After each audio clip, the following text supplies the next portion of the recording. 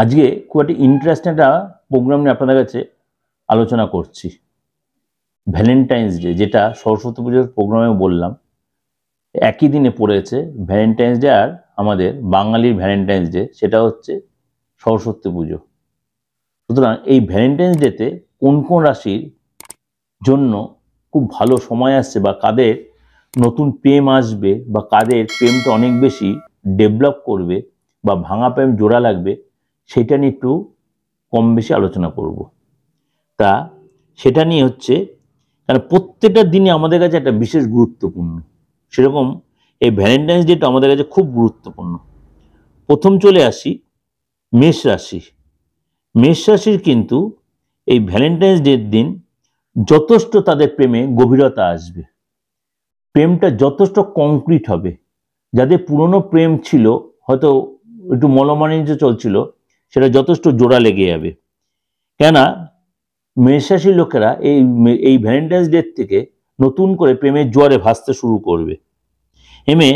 এমনকি আপনি প্রেমের সম্পর্কে থাকুক আর নাই থাকুন, আপনি আপনার মধ্যে একটা নতুন পরিবর্তন আসবে, এবং আপনার মধ্যে নতুন প্রেম আসতে পারে, এবং সম্পর্কের মধ্যে একটা গভীরতাও বাড়বে মেষ রাশির জন্য। নেক্সট হচ্ছে বৃষ রাশি। বৃষ রাশির জন্য কিন্তু এই নতুন সম্পর্ক কিন্তু একটা সূচনা হতে পারে। হয়তো যে সম্পর্কটা আছে সেটা অনেক দৃঢ় হবে, বা নতুন কোনো সম্পর্ক তৈরি হবে। বৃষ রাশির কিন্তু এই ভ্যালেন্টাইন্স ডে থেকে প্রেমের জায়গাটা অনেক বেশি ডেভেলপ দেখা যাচ্ছে।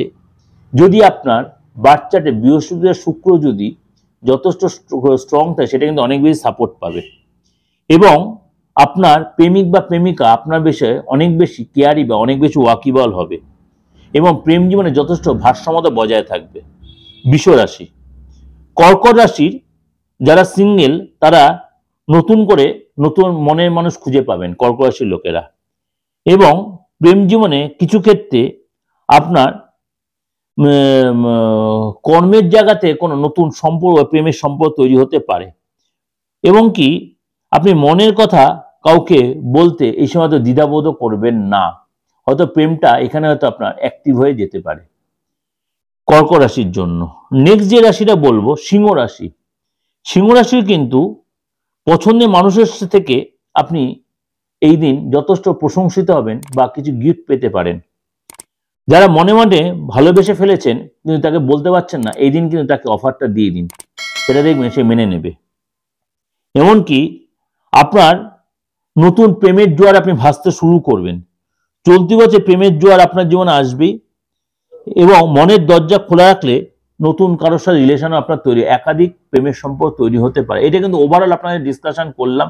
অবশ্যই ভালো লাগবে আপনাদের। ভালো লাগলে অবশ্যই লাইক করবেন, সাবস্ক্রাইব, নোটিফিকেশন অন করবেন, যত লোকের শেয়ার করবেন। নমস্কার, সবাই ভালো থাকুন।